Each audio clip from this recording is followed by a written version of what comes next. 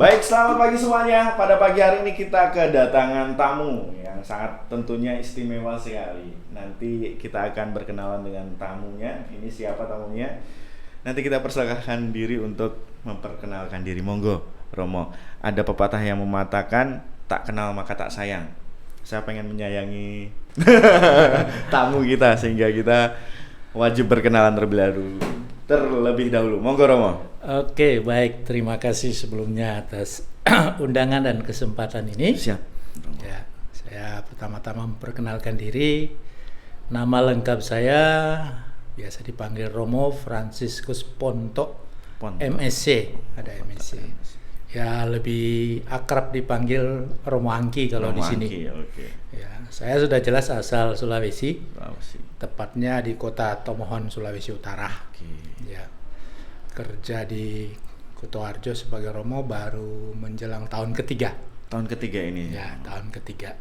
Iya. Saya menjadi Romo sudah 25 tahun lebih berapa bulan. Panggilan pertama itu tahun berapa, Romo? Masuk ke seminari mana gitu, Romo?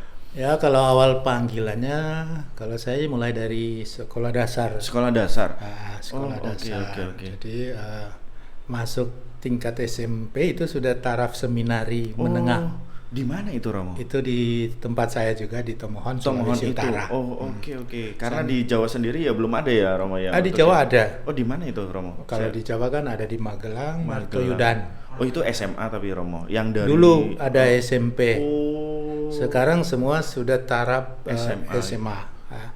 Zaman saya dulu masih ada tamat SD masuk SMP seminari. Ya, saya baru tahu, Romo. Sudah SMP seminari, SMA, seminari juga, baru lanjut ke seminari tinggi. Oke. Kelahiran tahun berapa, Romo? Saya tahun 1967, 1 Maret persis. Oke. Kenapa memutuskan untuk menjadi Romo? Itu sudah takdir kah atau panggilan kah? Takdir dengan panggilan beda ya, Romo? Beda. Kita tidak mengenal takdir. Oke, siap, Romo. Gereja Katolik tidak mengenal takdir, tapi itu panggilan. Panggilan ya. Okay. Memang setiap orang sih punya masing-masing ya. Alasan masing-masing. Kalau saya sih memang dari itu kecil SD ya spontan ingin jadi Romo atau biasa sebenarnya dipanggil pastor di tempat saya. Spontan, sehingga waktu kelas 6 SD ingat saya itu ketika ditanya siapa mau ini setelah sudah tamat SD kan mau melanjutkan, siapa mau melanjutkan masuk SMP seminari. Wah, saya spontan angkat tangan. Karena udah ada keinginan mau jadi Romo waktu itu. Ya, kami ada 3 atau 5 malah spontan angkat tangan. Dengan sendirinya waktu itu saya ingat juga saya tidak masuk SMP lain. Meskipun masuk seminari itu sebenarnya harus dites dulu. Iya. Ya, saya langsung mendaftar dengan teman-teman. Oke. Terus setelah tamat SD ikut tes di seminari menengah itu. Ya. Dari yang 3 sampai 5 orang tadi itu yang jadi Romo berapa? Kami dites dulu kan waktu itu 5, kan kami memang banyak dari tempat-tempat lain. Yang dites di angkatan saya dari SD 1 itu jumlah 5, yang diterima 2. Saya salah satu. Saya sebenarnya tidak mengharapkan diterima. Kenapa itu, Romo? Karena mikir ya itu spontan itu seperti ikut-ikut saja. Ikut-ikut saja, Pak. Awalnya pikirnya begitu sih. Ya sudah, masih wajar lah. Berarti pengaruh lingkungan yang memanggil Romo Angki ini, Romo, calon Romo gitu, itu juga mendorong. Memang Romo itu Angki. Kalau saya rasa itu dulu karena di tempat saya paroki, sebenarnya itu ada Romo-Romo kebetulan udah tua-tua semua. Iya. Ya sering ngajak tugas di paroki, lalu ya mungkin ketertarikan di situ, tapi ya memang masih masa ya kecil atau masa SD kan ya tertarik lah, masih lain kali lebih bersifat ya, lahiriah. Dengar-dengar di seminari itu kita bisa belajar drum band, ada banyak fasilitas yang diberikan. Jadi kadang spontan begitu lah. Saya begitu, tapi Ya mungkin juga itu yang saya harus akui ya, mungkin itu Tuhan menuntun saya dengan cara begitu ya, bahwa saya pertama-tama kelihatan mungkin gak serius, nggak diharapkan bisa tembus tapi ternyata tembus. Tembus saya masuk, sebelum tembus juga atau sebelum diterima atau masuk, saya sendiri kalau di pihak keluarga yang mendukung hanya pihak ibu. Bapak ya sebenarnya nggak mau. Apalagi orang Sulawesi sana ya, cowok gitu, dia penerus keluarga nggak, Romo? Kami 4 bersaudara, saya laki-laki, 3 laki-laki atau perempuan. Perempuan yang tua, saya kedua. Oke. Ya mungkin itu pikiran Bapak, saya laki-laki tertua. Sehingga juga Bapak istilahnya tidak merestui. Ibu ingin ya, saya ikut aja. Sehingga masuk. Tantangan di seminarinya, Romo, semasa belajar, semasa mempelajari di seminari tersebut, tantangannya paling besar itu apa sih, Romo? Kalau awal-awal seminari menengah itu namanya, itu kan ya kami di asrama. Asrama tentu pertama ketemu dengan orang-orang dari berbagai tempat. Ya itu tantangan soal tinggal bersama, pergaulan, sikap ya. Ya terkadang ada benturan karena dari latar belakang berbeda.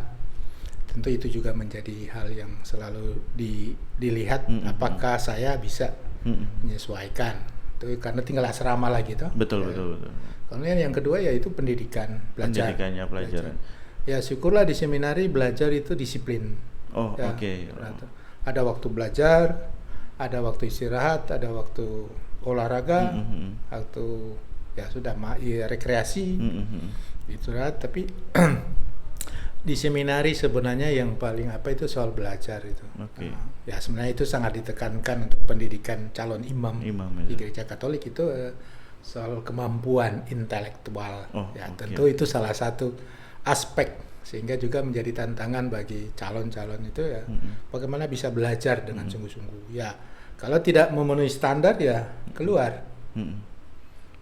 Jadi kalau memang mau berjuang menjadi calon Romo atau menjadi pastor itu, ini harus diperjuangkan ya. Kita datang atau mungkin juga dari latar belakang berbeda dengan kemampuan intelek yang terkadang juga ya masih perlu diolah, diasah. Ya kadang ada yang mampu, ada yang tidak mampu. Syukurlah saya meskipun tidak pintar-pintar, tidak juga bodoh-bodoh, tapi berjalan, tidak pernah tertinggal kelas. Istilahnya. Berarti itu tantangan pendidikan. Ya tantangan pergaulan di dalam dan di luar. Ya. Di seminari kan di asrama tidak selamanya tinggal di dalam. Ada saat-saat tertentu libur. Kita keluar, ya. Ada saat-saat tertentu kita pergi. Ya. Keluar kan ketemu banyak orang, ya itu juga lalu memang menjadi tantangan, godaan gimana kita bergaul. Kita tidak seperti anak SMA luar misalnya yang bebas bergaul, tapi kita kalau pulang anak seminari disebut anak calon Romo. Jadi kan bergaul juga kadang juga itu menjadi tantangan, apakah saya bisa bergaul dengan baik. Itu baru di seminari menengahnya. Tapi menurut saya seminari menengah bagi saya sih enggak tahu orang.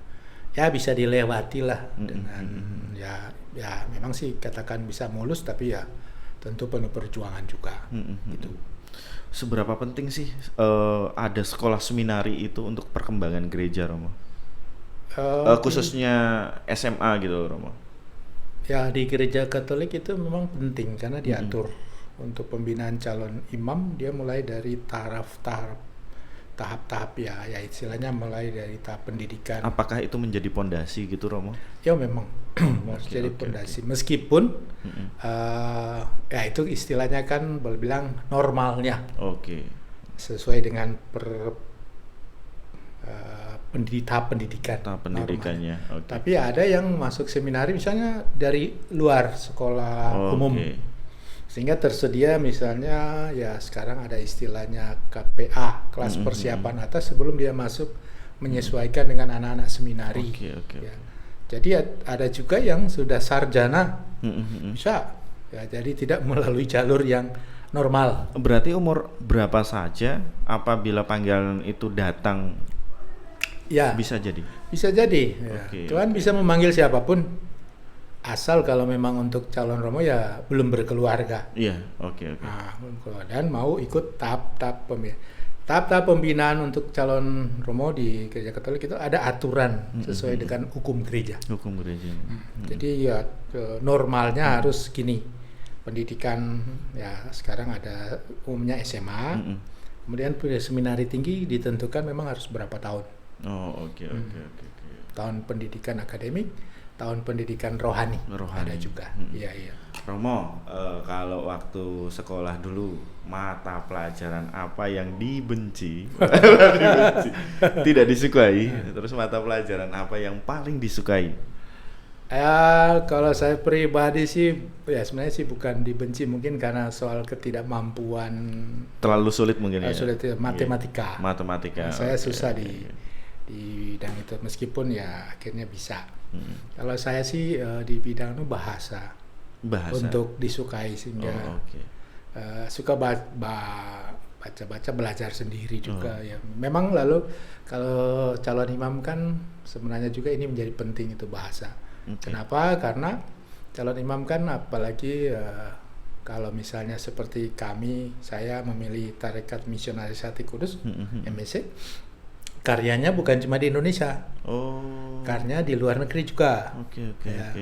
Jadi harus memiliki kemampuan bahasa. Kurang-kurangnya ada kemampuan bahasa standar. Kalau sedikit-sedikit ada bahasa Perancis, karena kami juga ada yang tugas Perancis, ada di Jepang, ada di Brasil, ada di Kuba, ya itu. Kalau di SMA dulu berarti pelajaran apa sih yang bahasa yang harus dikuasai? Kalau SMA seminari ya memang Ada bahasa Latin nggak? itu yang menjadi Pokok. antara lain pokok, karena itu ada hubungan dengan ya, Vatikan. ajaran gereja. Oh, ajaran gereja. Gereja yang dengan apa juga masih dalam bahasa-bahasa Latin ya. Terus ada bahasa Perancis, bahasa ya Inggris sudah pasti. Di tempat tertentu ada bahasa Jerman gitu ya. Ya. Tapi Latin ya itu memang yang di seminari diharapkan juga dikuasai standar-standarnya sekurang-kurangnya, sehingga kalau membaca literatur yang kuno dulu, apalagi lah hubungan dengan Alkitab gitu. Kadang dalam bahasa-bahasa Latin kurang-kurangnya paham dasar-dasar bahasa Latin gitu. Romo. Ada. Setelah lulus, sudah kalau kekal ya Romo ya. Ya, kalau memang memilih. Tugas pertamanya di mana sih Romo? Saya tugas pertama di Maluku. Maluku. Ya, itu tahun berapa Romo? 96. 96. Jadi itu 96, sesudah itu kerusuhan berapa tahun? Di Poso itu ya? Bukan, Maluku. Oh, Maluku. Poso lain. Maluku kan pecah kerusuhan kalau tidak salah 97 98. Oke. Nah, saya 96 tugas di sana, tapi di bagian, bukan di kotanya, tapi di Kepulauan Kei. Oh, Kepulauan Kei. Oke. Kepulauan Kei. Saya tugas pertama di sana. Oke. Terus datang ke Jawa ini tahun berapa Romo? Wah, datang ke Jawa baru 2 tahun lalu. Oh, baru 2 tahun lalu. Sebelumnya itu di mana? Jadi kalau perjalanan tugas saya, memang saya orang dari Sulawesi, tapi tugas sendiri di daerah Sulawesi Utara belum pernah. Oke. Tapi memang seperti itu Romo. Biasanya Rasul-rasul juga seperti itu, akan tersingkirkan dari tanah kelahirannya sendiri. Ya, itulah resiko.